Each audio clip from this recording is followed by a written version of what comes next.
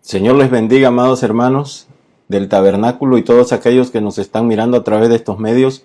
Les saluda su amigo y hermano Edgar Lagos para invitarles en esta mañana de domingo a estudiar una clase más, una clase muy interesante que está llena, está rica de información bíblica de la palabra del Señor. Quiero invitarles, hermanos, en esta mañana a que hagamos una oración pidiendo la dirección del Espíritu Santo para que Él nos guíe y Él nos ilumine a través de esta lección y toque nuestros corazones, llene nuestros corazones vacíos si los hay, y podamos nosotros disfrutar y poder gozar de la presencia del Señor en esta mañana. Incline sus rostros. Padre que estás en gloria, te adoramos, bendecimos tu nombre. Te damos gracias, Señor, en esta mañana por esta oportunidad maravillosa que nos regalas de poder estar ante tu presencia, Señor, para darte honra y gloria, Señor. Gracias por la salud que nos regalas, Señor. Gracias por el alimento, por el sustento, por el abrigo, Señor, por la protección, por la seguridad que tú nos das, por nuestra salvación, Señor. Gracias por ser bueno para con nosotros, Padre. Te pedimos, Señor, que en esta mañana seas tú hablando a nosotros y no yo, Señor. Que sea tu Espíritu Santo, Señor, guiándonos a toda buena obra. En el nombre de Jesús te lo pido, Señor. Amén y amén. Hermanos, en esta mañana nos corresponde estudiar un tema muy interesante en la escuela dominical, y se titula Un pueblo santo. Es verdad que muchos predicadores utilizan estos pasajes bíblicos para predicar o enseñar, pero en algunas ocasiones lo hacen nada más por encima. Pero en esta mañana, como ustedes saben, nosotros no contamos historias, enseñamos la palabra del Señor y vamos a tocar estos puntos basado en Primera de Pedro capítulo 2 y capítulo 3, que hablan de un pueblo santo. Y dice el versículo que encierra el contenido de toda nuestra lección en esta mañana, se encuentra en Primera de Pedro capítulo 2, versículo 11, y dice: Yo os ruego como a extranjeros y peregrinos que os abstengáis de los deseos carnales que batallan contra el alma. Hermanos, nosotros vivimos en una época en la que la carne es exaltada y la lascivia es honrada. La estima y el valor de una persona, así como la imagen, hermanos, con frecuencia se ve determinada por cuánto dinero, cuántos bienes, cuánto posee del mundo. O sea, cuánto dinero tiene, cuánto poder tiene la persona, por cuántos placeres mundanos puede disfrutar esa persona. También cuánta fama ostenta alguien. Así determina el mundo estas cosas. De esa forma, la carne es exaltada y la lascivia es honrada en este mundo. Pero hermanos, esto no es la manera en que Dios quiere que nosotros vivamos. Tampoco es lo que dice su palabra. Porque las escrituras son claras y dicen: absténganse de los deseos carnales.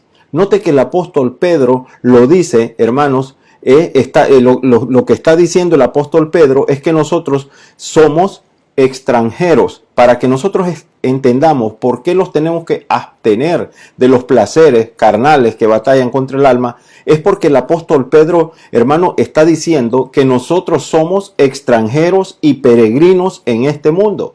Es decir, hermano, un forastero es alguien que está de paso por un país, pero cuyo hogar está en otro lado.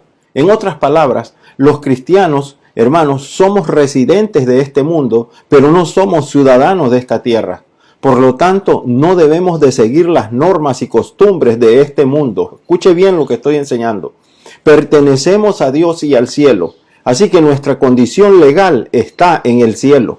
Y eso quiere decir, hermanos, que debemos de seguir las normas y las costumbres que Dios establece a través de su palabra. Y eso es duro para nosotros, pero es la verdad de la palabra de Dios. Debemos de seguir las normas, hermanos, y las costumbres que Dios establece en su palabra. No podemos dejarnos guiar por las corrientes de este mundo. No tenemos por qué meter las corrientes del mundo, las costumbres del mundo a nuestras iglesias. ¿Qué es lo que está pasando hoy en día? La Biblia lo condena porque dice que no somos ciudadanos de este mundo. Las leyes, hermanos, del creyente son las leyes de Dios, no las leyes de este mundo. Es decir, las leyes de Dios, las leyes más altas, más morales y justas de todo el universo. Y es a ellas a las que debemos de regirnos. El creyente no tiene derecho a vivir bajo las normas y leyes de este mundo. ¿Por qué? Porque son mucho menores que las leyes de Dios.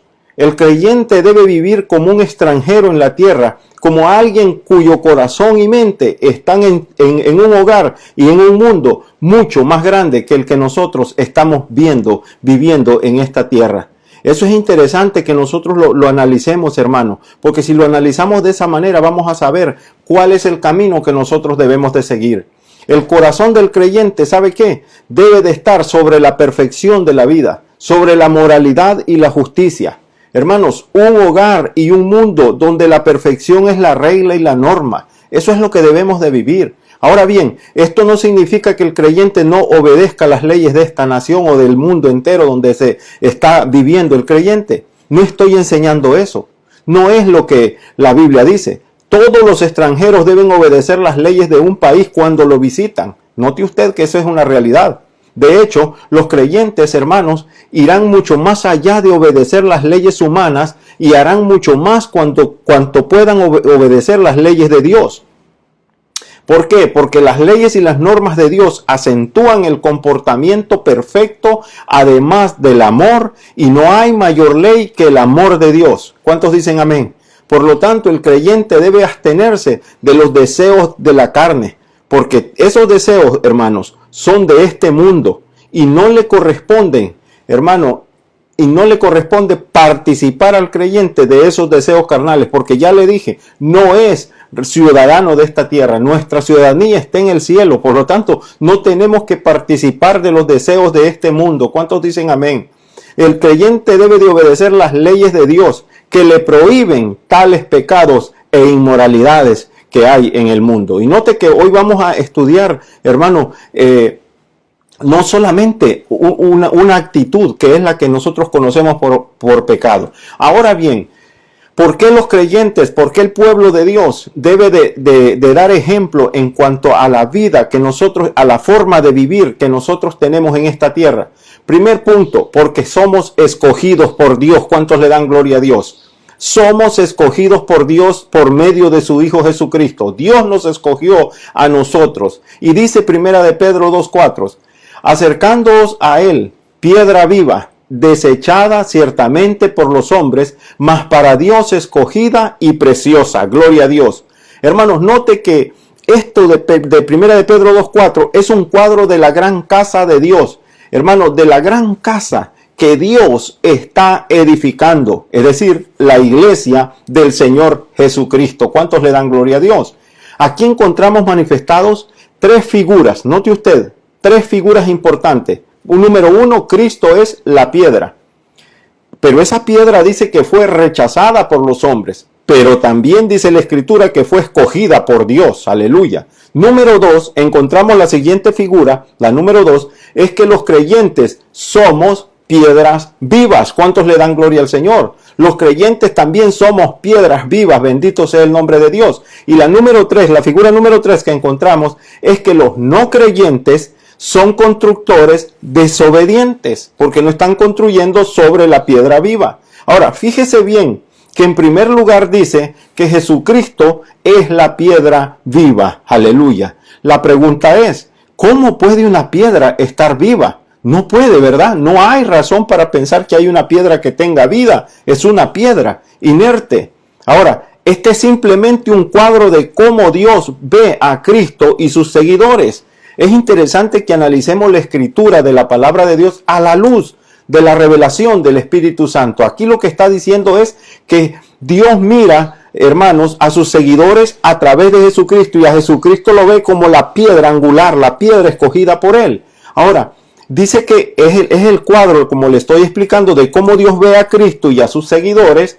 Entonces Él los mira como un edificio que Dios mismo, hermanos, está edificando. ¿Cuántos le dan gloria a Dios? Dios mismo está construyendo ese edificio, bendito sea su nombre. Y la fundación del edificio de Dios es su Hijo, el Señor Jesucristo. Ahora, si una persona quiere ser parte del edificio de Dios, debe de colocar su vida en la piedra, en la fundación que Dios ha escogido, a Jesucristo su Hijo. Pero note lo que dice este versículo que acabo de leer. La piedra viva fue rechazada por los hombres. Es decir, que cuando los hombres miraron, o sea, la piedra viva, Ellos miraron la piedra, que es Cristo, no fue querida esa piedra, no encajaba en los planes de los hombres, entonces era inútil, hermanos, para ellos e inadecuada para lo que los hombres estaban construyendo. O sea, para ellos no valía lo que costaba esa piedra. Entonces los hombres decidieron rechazar a Cristo, gloria a Dios, porque querían construir sus vidas como les placiera a ellos, de la manera que ellos querían vivir. No querían vivir de la manera ni construir su vida de la manera que Dios quería a través de su Hijo Jesucristo. Querían hacer lo suyo propio.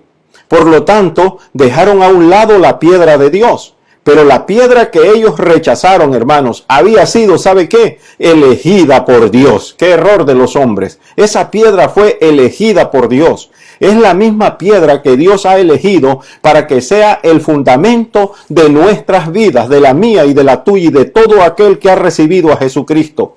Es la única piedra que puede soportar y sostener el peso de nuestras vidas. Porque la piedra que fue elegida por Dios es una piedra viva. ¿Cuántos le dan gloria a Dios? ¿Qué significa esto? Hermanos, Dios es eterno. Por ende, el edificio de Dios durará para siempre. Por lo tanto, la piedra angular puesta por Dios será eterna. Nunca se deteriorará, hermano, ni se desgastará. La piedra angular es viva y existirá por los siglos de los siglos. Gloria a su nombre. Ahora, note que el simbolismo de la piedra viva dice aquí tres cosas interesantes que nosotros debemos de notar. Tres cosas importantes. Número uno, note que la piedra angular viva es la primera piedra que se coloca en ese edificio que Dios está construyendo. Es la primera piedra. Todas las otras piedras, hermanos, se enciman sobre ella.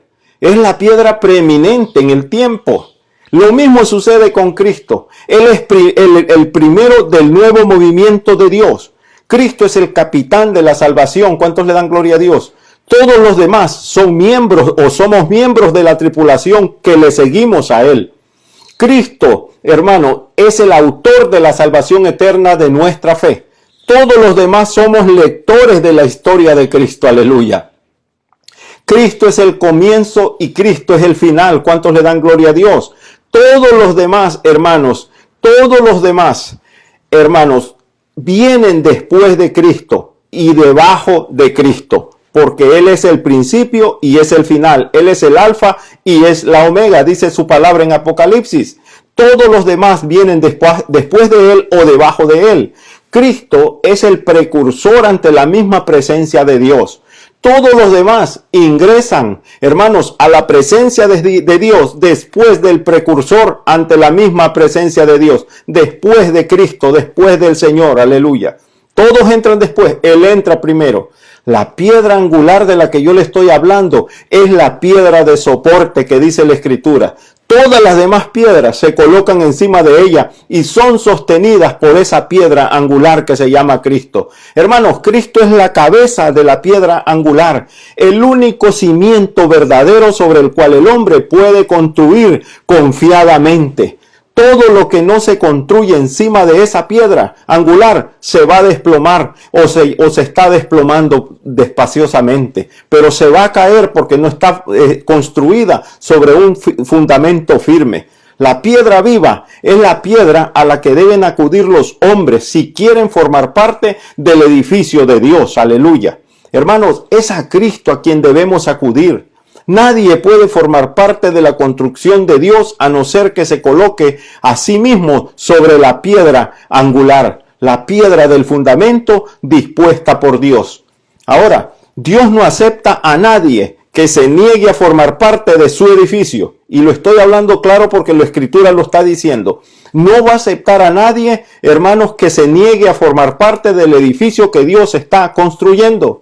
Y Dios es como los constructores, note esto. Él tiene un cimiento sobre el cual todos los trabajadores deben colocar sus piedras de sus vidas. Aleluya. ¿Cuántos han decidido colocar las piedras de sus vidas sobre el fundamento que Dios ha establecido? Espero que muchos, gloria al Señor. Ahora, dice que fuimos elegidos por Dios para que formáramos parte de ese edificio que Él está construyendo, donde el cimiento se llama Jesucristo, donde la fundación es Jesucristo, la piedra angular es Jesucristo. Por lo tanto, en segundo lugar, dice que somos pueblo escogido. Primera de Pedro 2:9 nos dice, y esto es interesante que nosotros lo analicemos en esta mañana. Dice Primera de Pedro 2:9. Mas vosotros sois linaje escogido por Dios, real sacerdocio, nación santa, pueblo adquirido por Dios, para que anunciéis las virtudes de aquel que os llamó de las tinieblas a su luz admirable. Hermano, el Señor quiere que usted y yo conozcamos quiénes somos nosotros. Aleluya. ¿Quiénes somos nosotros? Hay que conocer quién es uno en la vida. Él dice, ustedes no son un pueblo que tropieza con Cristo como piedra. No, ustedes tampoco son un pueblo que cuestiona sus argumentos y su deidad y que se rehúsa a creer en Él. No son ustedes ese pueblo. Al contrario, ustedes son personas que creen en Cristo. Un pueblo que está construyendo sus vidas sobre la piedra angular del Hijo de Dios. Aleluya. Entonces, dice el Señor, ustedes han tomado sus vidas y las han colocado sobre Él. Han confiado todo su ser al resguardo de Cristo.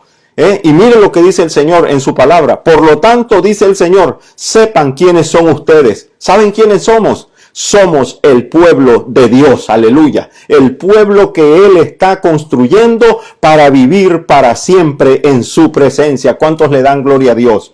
Hermano, Dios quiere que sepamos a qué tipo de pueblo nosotros pertenecemos. No es a cualquier nación. No significa que nosotros pertenecemos al linaje de Israel. No, sencillamente no. Nosotros pertenecemos a un linaje escogido por Dios. ¿Cuántos le dan gloria al Señor?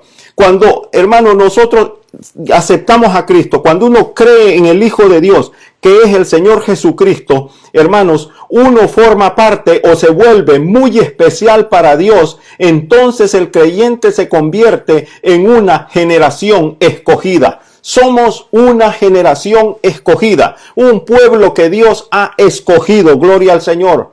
Hermano, es decir, la persona que se convierte en una nueva criatura, en un hombre nuevo, el cual recibe un espíritu nuevo, por eso Él los llama linaje escogido por Dios. No somos cualquier cosa, somos linaje escogido por Dios, aleluya. Con cualquier defecto físico que usted tenga, no importa de su extracción social de donde venga, usted es linaje escogido por Dios si ha recibido al Señor como su Salvador, a nuestro Señor Jesucristo. Note quién fue el que nos escogió a nosotros. Si estamos hablando de un pueblo escogido, ¿quién nos escogió?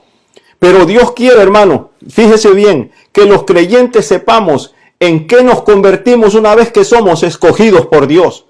Hermano, dice que el creyente se convierte, ¿sabe en qué? En real sacerdocio, aleluya. Note que una persona que nunca ha dado su vida a Cristo, a esa persona le parece que Dios está lejos, distante en algún lugar del espacio exterior. No sabe que Dios existe, a lo mejor. La persona que nunca ha comprometido su vida a Cristo carece de una relación diaria que alaba y honra a Dios, hermano, y que le lleva sus necesidades delante de Él. Cuando nosotros llevamos nuestras necesidades delante de Él, sabemos que Dios va a suplir todas nuestras necesidades y por eso es que vamos confiadamente al trono de su gracia. Ahora, sin Jesucristo, hermanos, una persona simplemente no tiene acceso a Dios ni intimidad con Dios. Hermano, este es el motivo por el cual los hombres siempre han sentido la necesidad de contar sus problemas o contar con esos hombres llamados sacerdotes. Es decir, un grupo de personas que se dedicaban su vida completa a Dios y que presentaban ante Él las necesidades de los hombres. Y no voy a hablar de ese tema porque es otro y es muy largo y no tengo tiempo. Pero han existido a lo largo de los años y saben que hay una tribu que se encargó y Dios la escogió para eso, por la necesidad que hay de los hombres. Aleluya.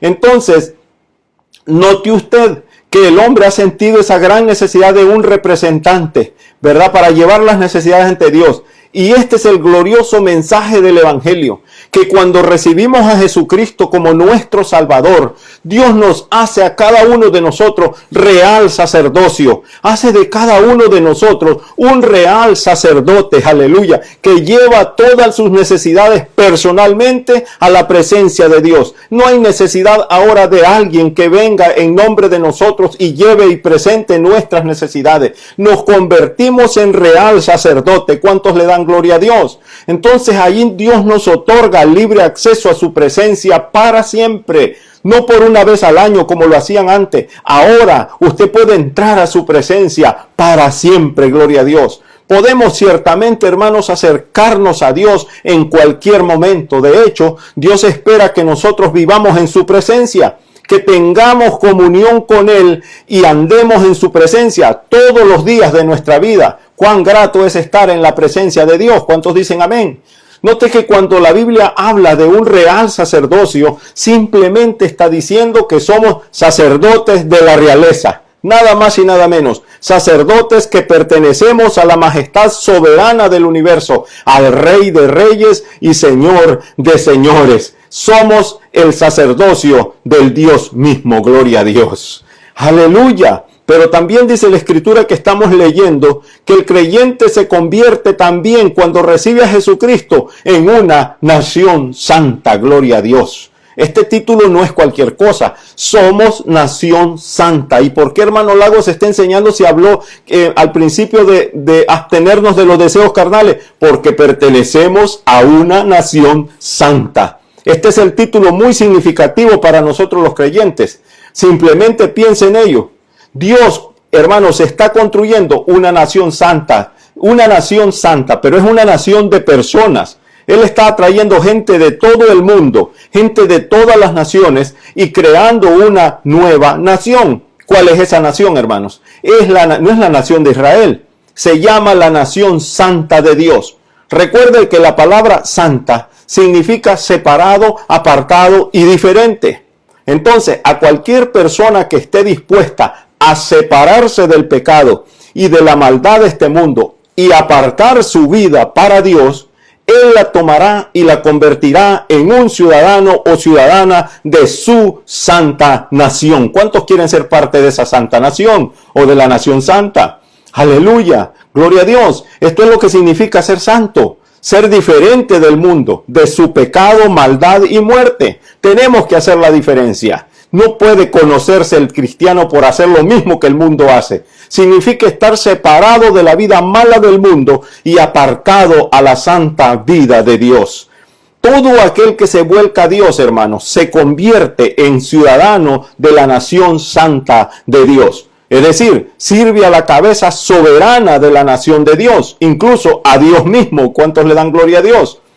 Obedece las leyes de la nación de Dios. Se dedica a seguir las costumbres y el estilo de vida de la nación de Dios.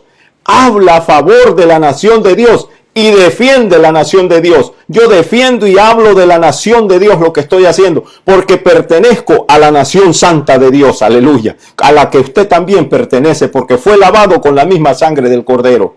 Sigue diciendo la escritura que estamos leyendo ahí. Note usted que los creyentes nos convertimos en un pueblo, aleluya, y esto todavía es más fuerte, en un pueblo adquirido por Dios.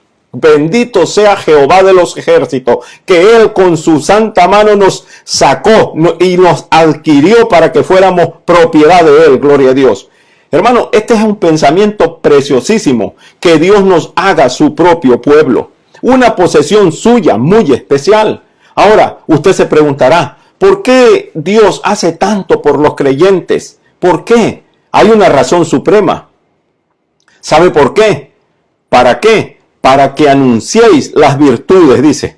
Ahora, yo quiero explicarle rápidamente un poquito ahí acerca de eso, de esa frase, porque no quiero dejarlo allá a oscuras. Le puedo decir, para que anunciéis las virtudes, y me quedo ahí, usted no lo va a entender. Pero me gusta desmenuzar un poco la escritura. Cuando habla la palabra ahí, virtud, hermano, significa excelencias, características positivas, cualidades supremas. Y también habla de la eminencia de Dios. En otras palabras, la tarea del creyente, la suya y la mía, es dar testimonio de Dios, dar a conocer el glorioso mensaje de Dios. Eso es a lo que Dios nos ha llamado, para que nos paremos en los púlpitos y hablemos del mensaje de Dios, y no de historias, ni de experiencias, ni de vidas privadas, del mensaje glorioso de Dios. Ese es. ¿Y cuál es el mensaje? ¿Cuál es ese mensaje al cual Dios nos llamó a hablar?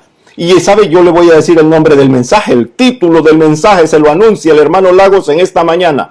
El mensaje se llama Las virtudes de aquel que os llamó de las tinieblas a su luz admirable. ¿Cuántos están dispuestos a predicar y enseñar acerca de ese mensaje? Hermano, el mensaje que debemos de dar es el glorioso mensaje de salvación. Y ese es el mensaje de salvación. Dios libera al hombre de las tinieblas y lo traslada a su luz. Esto es lo que ha hecho, hermanos, por todos nosotros los creyentes. Por lo tanto, debemos proclamar la gloriosa verdad de que Dios nos ha salvado a través de su luz, su Hijo Jesucristo. Hermano, Dios nos ha librado, nos ha salvado de las tinieblas del pecado y la muerte, y nos ha llevado a su luz de la eternidad. No es una luz nada más, es la luz de la eternidad. Ahora, eso quiere decir que viviremos para siempre. ¿Cuántos le dan gloria a Dios? Debemos de alabar a Dios por eso. Debemos de proclamar el glorioso mensaje de su maravillosa luz y de su salvación que se llama Jesucristo. Gloria a Dios. Segundo punto, dice que somos extranjeros, peregrinos y siervos de Dios. Aleluya. Dice que debemos de dar, por lo tanto, si somos peregrinos extranjeros en un mundo, debemos de dar un buen ejemplo. ¿Cuántos están dispuestos a dar un buen ejemplo? Sé que no es fácil, pero Primera de Pedro 2:12 nos dice cómo lo podemos lograr. Dice, manteniendo buena vuestra manera de vivir entre los gentiles. Manteniendo, oiga bien lo que estoy leyendo, Primera de Pedro, capítulo 2, versículo 12. Manteniendo buena vuestra manera de vivir entre los gentiles, para que en lo que murmuran de vosotros como de malhechores, glorifiquen a Dios en el día de la visitación, al considerar vuestras buenas obras. Aleluya, gloria a Dios. Es interesante esto. Note que el versículo anterior a este 12, que es el 11, habla de una de las formas para dar un buen ejemplo, y es absteniéndonos de los deseos carnales, porque dice el versículo 11 que esos deseos carnales batallan contra el alma. Es una realidad. El hombre que es cristiano genuino batalla contra los deseos carnales, hermanos, porque dice que la carne es débil, pero el espíritu siempre está dispuesto a alabar al Señor y a obedecer a Dios.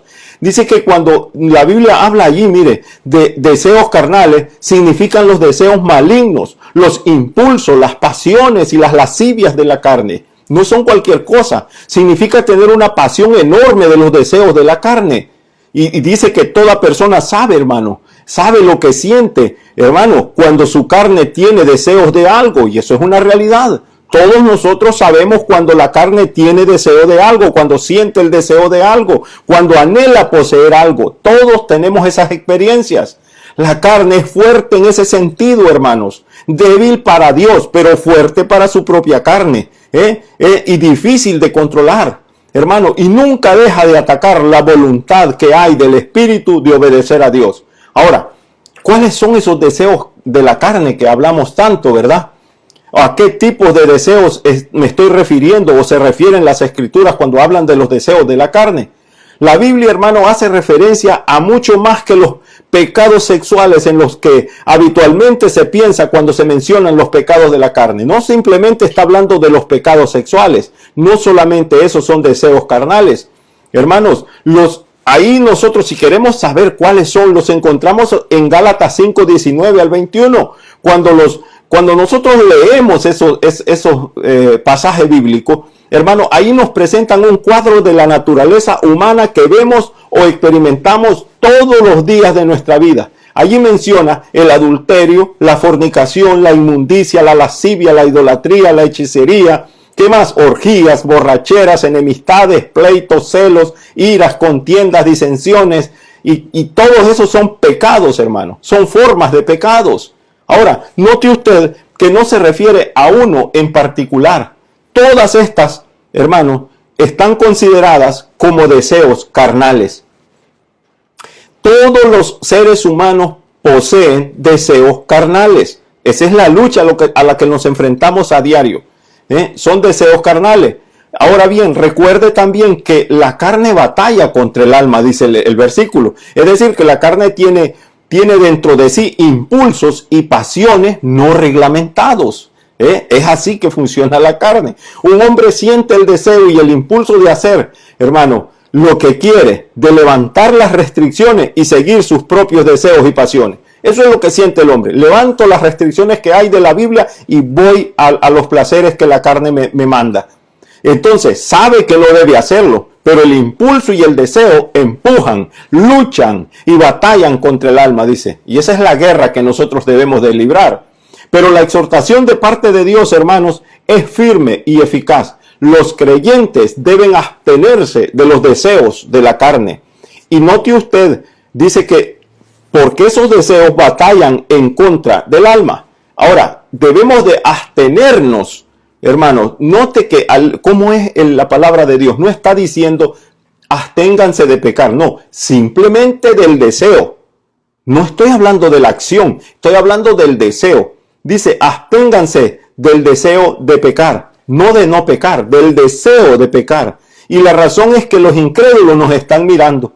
No necesitan, hermanos, los incrédulos vernos en la acción. Simplemente ellos quieren ver nuestra actitud. ¿Cuál es la actitud nuestra ante ciertas adversidades que el mundo nos presenta? Ellos nos están mirando. El mundo observa todo lo que hace un creyente genuino. Es decir, que si una persona realmente sigue a Cristo, si es genuina, el mundo lo está mirando. ¿Qué es lo que está haciendo? Y este es el motivo de esta exhortación. Hermano, debemos vivir vidas honestas ante el mundo, siempre absteniéndonos de los pecados de la carne. El mundo observa al creyente genuino a fin de ver si realmente vive lo que está predicando, lo que profesó al principio. Por eso lo está observando. Por lo tanto, debemos de vivir vidas honestas, vidas que reflejen lo que profesamos, santas, justas y puras delante de Dios y delante del mundo. Y el motivo por el cual debemos de hacer esto es que los incrédulos, hermanos, hablan mal de los creyentes. ¿Cuántos sabían eso? Los incrédulos hablan mal de los creyentes. Sí, ¿por qué? Porque si una persona realmente vive para Cristo, si su vida es justa y de negación propia, convence a los que aman al mundo y los placeres del mundo. Por eso no nos quieren, porque con nuestra buena manera de vivir, otros pueden abstenerse del mundo y regresar y venir a los pies de Cristo. Gloria al Señor. ¿Cuántos le dan gloria a Dios? Por ende, los incrédulos hablan mal. Los incrédulos se burlan, maltratan y persiguen al creyente cada vez que pueden hacerlo. Pero la cuestión es esta: el creyente nunca debe de echarle leña al fuego, como decimos. Nunca debe darle al mundo la oportunidad de acusarlo justamente. El creyente debe de abstenerse de los deseos de la carne.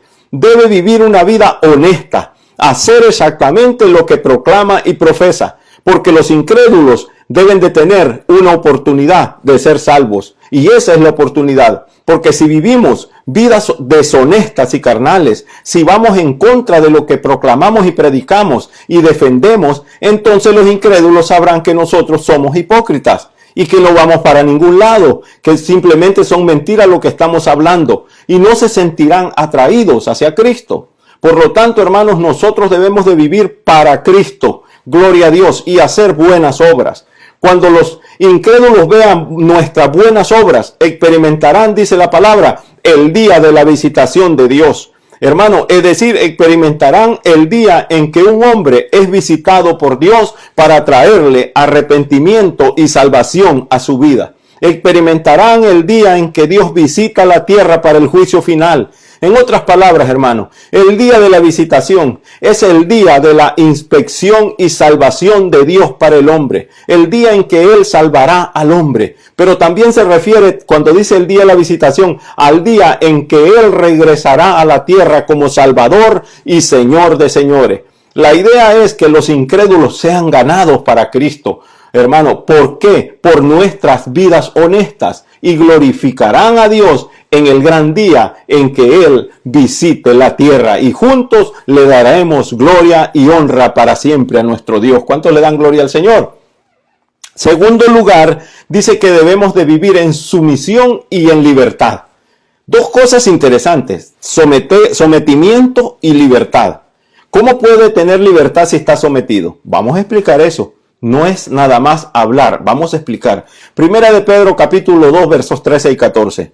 Por causa del Señor, dice, fíjate bien, someteos a toda institución humana, ya sea al rey como a superior, y a los gobernadores, como por él enviados para castigo de los malhechores y alabanza de los que hacen bien. Ahora, someterse a los funcionarios nacionales y locales, dice acá. Esto es algo muy difícil para muchos, ¿verdad? ¿Por qué razón? Especialmente cuando uno está siendo perseguido. Porque no te puedes someter, o no deberíamos someternos cuando alguien está persiguiéndonos por cualquier razón, ¿verdad? O estamos sufriendo persecución, pero quiero aclarar algo. Nos vamos a someter a las leyes terrenales siempre y cuando, hermanos, estas no vayan en contra de nuestra fe, no atropellen nuestra fe, nuestras creencias a Dios, aleluya. Y no hablo de creencias religiosas, no somos religiosos, somos cristianos. Que no atropellen nuestra fe en el Señor Jesucristo. Entonces, como lo enseñó el propio Señor Jesús ahí cuando dijo que el creyente debe de entregar al César lo del César y a Dios lo de Dios, ¿ve? Pero también debe de entregarle a Dios todo, dijo el Señor Jesús, ¿verdad? Entonces, el creyente responde a una autoridad mayor que el Estado. Es decir, lo que Jesús estaba diciendo es que nosotros como creyentes estamos respondiendo a una autoridad mayor que la misma que está en el liderazgo en nuestras naciones. Y esa autoridad es Dios mismo. Por lo tanto, hermanos, así que cuando el Estado comienza a fallar en cuanto a ejecutar justicia a las órdenes de Dios y para Dios, el cristiano debe obedecer a Dios y no al Estado. Es muy interesante entender estas cosas. Hay momentos en que el cristiano sirve como la mayor de las bondades del Estado, rehusándose a obedecerle e insistiendo en la obediencia a Dios, como dijo el apóstol Pedro. ¿A quién le vamos a obedecer? ¿A Dios o a los hombres? De esa manera, hermanos, brinda un mayor testimonio y trabaja para una mayor justicia, provocando un cambio dentro del Estado. En otras palabras, vivir como ciudadanos libres, pero como siervos de Dios. Eso es interesante. Cuando una persona recibe a Jesucristo como su Salvador, se somete a Dios por sobre todas las demás leyes. Si la ley del hombre está en contra de la ley de Dios, el creyente obedece a Dios y no obedece al hombre. La cuestión, hermanos, es esta. Los creyentes somos siervos de Dios y no siervos de sus propias ideas y de sus propios pensamientos. Deben servir a Dios y a su llamado, no a su propia lujuria y deseo. Eso es lo que está enseñando. No tiene derecho de violar las leyes del gobierno, a no ser de que estas leyes se opongan a Dios y a su ley. Es interesante entonces lo que la Escritura manda a los creyentes que honren, dice a todos los hombres, dice ahí, hay que honrar a todos los hombres.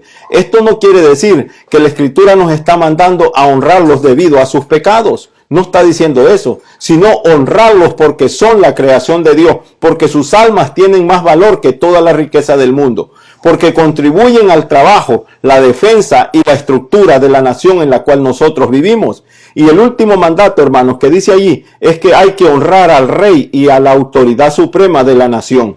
Recuerde que cuando estas escrituras, cuando esto fue escrito, hermano, el rey que estaba era un rey malvado llamado Nerón y estaba en el trono cuando esto se escribió. Ahora, los creyentes fueron perseguidos por las autoridades de este rey, pero la postura del creyente, hermano, no tiene que ser agresiva humanamente hablando. No puede ser así, porque los creyentes debemos ser un pueblo de orden, de disciplina, de justicia. Deben fijar un ejemplo dinámico de amor y paz para que algunos puedan ser ganados para Cristo y salvos para la eternidad. En tercer punto y el último punto dice que debemos de ser sumisos y dispuestos de amarnos, de amar a los demás. Sumisos y dispuestos de amar a los demás. Primer punto donde debemos de ser sumisos, donde debe de haber sometimiento, está dentro del hogar. Debemos de ser sumisos en el matrimonio. Primera de Pedro capítulo 3 versículo 1 en adelante dice: Asimismo vosotras, mujeres, estad sujetas a vuestros maridos, para que también los que no creen a la palabra sean ganados sin palabra por la conducta de sus esposas, considerando vuestra conducta casta y reposa. Hermano, note que el sometimiento en la vida del creyente es algo de suma importancia. especialmente cuando se hace con el verdadero propósito que el Señor nos ha enseñado. Gloria al Señor. ¿Cuál es el propósito que el Señor nos da a entender en esa palabra para el sometimiento? Que es ganar almas para Cristo. Aquí en este versículo de Primera de Pedro habla del sometimiento de la esposa hacia el esposo. Pero aquí hay que conocer algo más allá de lo que dice este versículo para poder entender el tipo de sometimiento que la esposa debe de expresar hacia su esposo. Primero debemos de preguntarnos, hermanos, ¿cuál es realmente el deber de la esposa cristiana para con su esposo y el esposo para con su esposa? Son preguntas que los tenemos que hacer para ver cuál es el tipo de sometimiento. Ahora, recuerden que el tema central de este capítulo 3 de Primera de Pedro es el de entregar su vida a Dios. Entonces, si una mujer quiere entregarle su vida a Dios, entonces tiene que entregarse ella, es decir, someterse a su propio esposo. Es lo que está diciendo ahí. Ahora, note que la Escritura dice específicamente las 5 maneras en que la esposa debe de someterse a su esposo, incluso si éste no es cristiano. Primero, vivir en sujeción a su esposo, vivir en una vida casta, vivir una vida reverente ante Dios. 4, no ataviarse para llamar la atención. Y eso es interesante que lo entiendan, para llamar la atención. No está diciendo no te arregles, sino no lo hagas si es que vas a llamar la atención con ese propósito. Número 5, no adornar su corazón con un espíritu, con un espíritu manso y apacible. Versículo 5 estoy leyendo. Ahora, note que las escrituras son claras respecto a este tema del sometimiento. Significa precisamente eso, someterse uno mismo de manera voluntaria. Y lo dejo bien claro, someterse uno mismo de manera voluntaria, no exigida, no, es de manera voluntaria. ¿Con el propósito de qué? De agradar a nuestro Dios. Ahora, también es importante entender que la esposa se somete al liderazgo del marido, como el marido se somete al liderazgo de las autoridades, como ya vengo hablando de eso desde el principio. Ahora, note que el sometimiento tiene responsabilidades, pero también tiene beneficio. El sometimiento tiene reglas que cumplir, pero también tiene propósitos. Aleluya, no es simplemente un someterse así nomás. Ahora, el sometimiento aquí no se trata de someterse a un esposo dictatorial. No está diciendo eso. Tampoco aquí la escritura está diciendo que la esposa debe someterse al esposo aun cuando éste le esté induciendo a pecar. No dice eso la escritura. Porque tampoco el esposo se somete a la autoridad cuando ésta está atropellando sus derechos y su fe. No lo hace. Por lo tanto, su esposa no lo va a hacer tampoco. No lo dice la Biblia. Esto se refiere, hermano, a algo recíproco. ¿Me explico? A algo recíproco de uno al otro. Gloria al Señor. Esto se refiere a que el uno debe de entender lo que el otro está haciendo. ¿Para qué? Para alabar y glorificar a Dios, para agradar a Dios. Lo que el Señor quiere, en otras palabras, es que nosotros nos sometamos en orden, en cooperación, en relación y en sociedad. Es decir, que un esposo y una esposa deben de andar juntos, de la mano por la vida. Note que todo grupo de personas, incluso cuando ese grupo está compuesto solo por 2 personas, debe de tener un líder. Y ese líder es el que va a tomar las riendas para andar en el desierto del mundo y de sus pruebas y de sus dificultades. Entre los dos, esposo y esposa, está diciendo la Biblia, uno de ellos debe ser el líder principal. Y aquí la orden de Dios para ambos es que el esposo sea quien tome la iniciativa.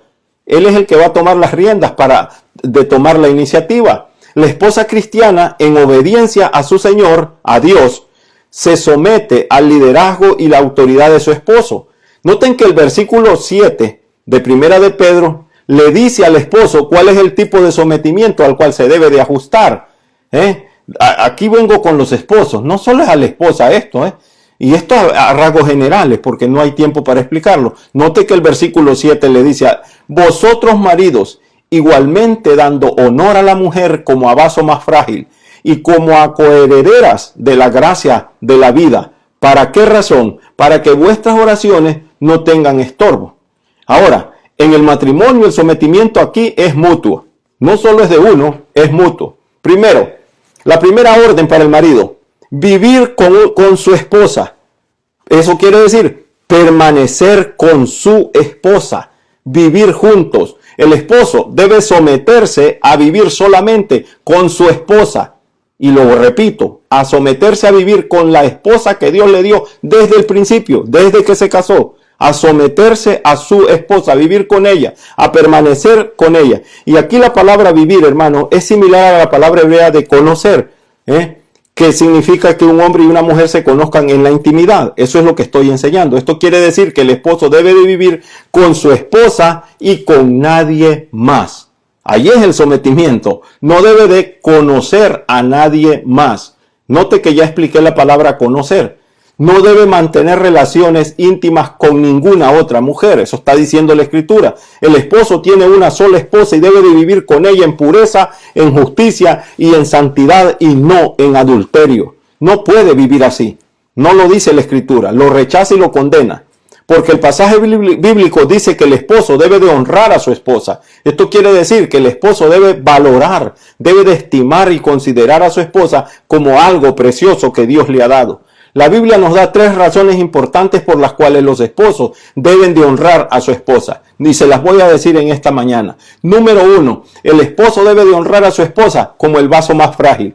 Esto significa, hermanos, que el esposo se convierte en su protector. Viendo lo frágil que es, el esposo es su protector y es su proveedor. Así, hermano, dice, amándolas y ocupándose de ellas tiernamente. Lo dice la Escritura, ¿verdad? La Biblia dice, maridos, amad a vuestras mujeres, así como Cristo amó a la iglesia y se entregó a sí mismo por ellas. Hay que hacer todo lo que Cristo hizo por la iglesia y lo sigue haciendo. Número 2, el esposo debe de honrar a su esposa como coheredera de la gracia de la vida. Hermano, esto quiere decir que ante los ojos de Dios, hombres y mujeres somos coherederos o herederos igualmente. No hay diferencia. La cuestión está bien clara, según lo que explica la Biblia, y bien explicada. Los esposos deben de honrar a su esposa como iguales en la vida. Somos iguales. La vida es una gracia, es un don inmerecido de Dios. Por lo tanto, hermanos, en la vida, el esposo debe tratar a la esposa como a alguien igual que él. No debe ser un tirano en el hogar. No debe de dominarla ni esclavizarla para servirlo y satisfacer sus necesidades y sus deseos. No lo debe de hacer porque la Biblia no lo dice. Número 3, el esposo debe de honrar a su esposa porque de lo contrario, dice la Biblia, sus oraciones serán estorbadas.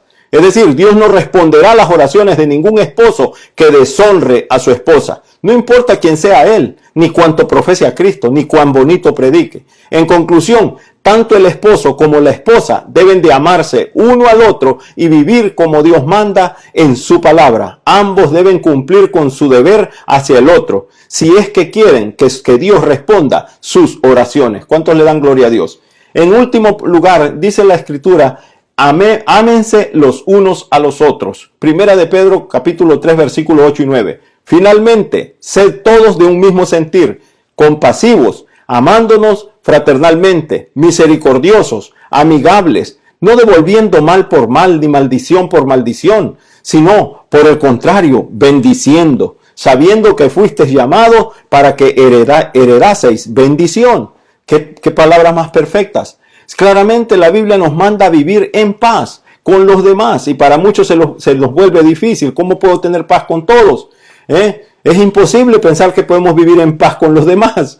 Pero el Señor nos enseña en primer lugar que para lograrlo tenemos que tener un mismo sentir. Si hay un mismo sentir, fácilmente podemos tener paz los unos con los otros. Esta palabra significa que los creyentes debemos de tener la misma mentalidad, ser del mismo pensamiento. Es decir, que los creyentes deben mantener sus mentes puestas en las mismas cosas. Deben de centrar su mente en Jesucristo y en su misión. Los creyentes debemos de proponernos llegar a ser como Jesús, conforme a la imagen de Cristo. Debemos de proponernos llevar vidas santas y puras, desarrollar un carácter y un fruto espiritual, aleluya, en cada vida, en cada ser, llevar adelante el ministerio y la misión que Cristo ha puesto sobre nuestros hombros. Pero también, hermanos, para poder vivir en paz con los demás, los creyentes debemos de sentir compasión los unos por los otros. Y la palabra compasión significa sentir realmente con los demás lo que ellos están sintiendo. Muchas veces miramos a alguien sufrir y nosotros no somos capaces de decir, solo decimos voy a orar por el hermano y quizás ni lo hacemos. Para eso tenemos que sentir lo mismo que esa persona está sintiendo, y eso es ser compasivo. Sentir, vivir en carne propia lo que esa persona está viviendo. No necesariamente pasar por el fuego donde él está pasando, sino el sentimiento que hay adentro de nosotros, sea el de compasión, sea un comportamiento amigable. Gloria al Señor. Hermanos, se nos ha acabado el tiempo, pero esta ha sido una lección muy educativa, muy instructiva. Yo espero que ustedes, los que me han escuchado en esta mañana, hayan entendido acerca del sometimiento en el matrimonio, del sometimiento a las autoridades, hermano, de quiénes realmente somos y por qué nosotros debemos de comportarnos de esta manera en este mundo. Somos un pueblo escogido por Dios, somos una nación santa, somos la nación que Dios está construyendo sobre el cimiento que se llama Jesucristo, donde las tormentas y las tempestades no nos van a mover, podrán venir, pero no van a poder derribar ese edificio, porque está construido sobre la roca que se llama Jesucristo. Si en esta mañana, hermanos, alguien nos ha visto a través de estos medios y no ha recibido a Jesucristo, yo le invito a que coloque la piedra de su vida sobre el verdadero cimiento que se llama Jesucristo, a que reciba a Jesucristo como su Salvador, como el perdonador de sus pecados, porque solo de esa manera podrá ser un pueblo escogido por Dios, una nación santa, linaje adquirido por Dios. Si usted quiere hacerlo en esta mañana, incline su rostro y vamos a orar. Y si hay personas que nos están viendo que han andado descarriadas, hoy esta mañana es el momento en que pueden entregar sus vidas a Jesucristo, reconciliarse con el Señor. Si hay personas enfermas en esta mañana, yo le invito que incline su rostro cuando hagamos esta oración, y el Señor tiene el poder para tocar los cuerpos, los corazones y las almas de cada uno de nosotros. Así que en esta mañana, hermanos, incline su rostro y vamos a orar. Padre que estás en los cielos, te adoramos, bendecimos tu nombre, te damos gracias, Señor, por esta palabra maravillosa que tú nos has dado en esta mañana, Señor. Mira, Dios mío, los corazones que han escuchado esta palabra.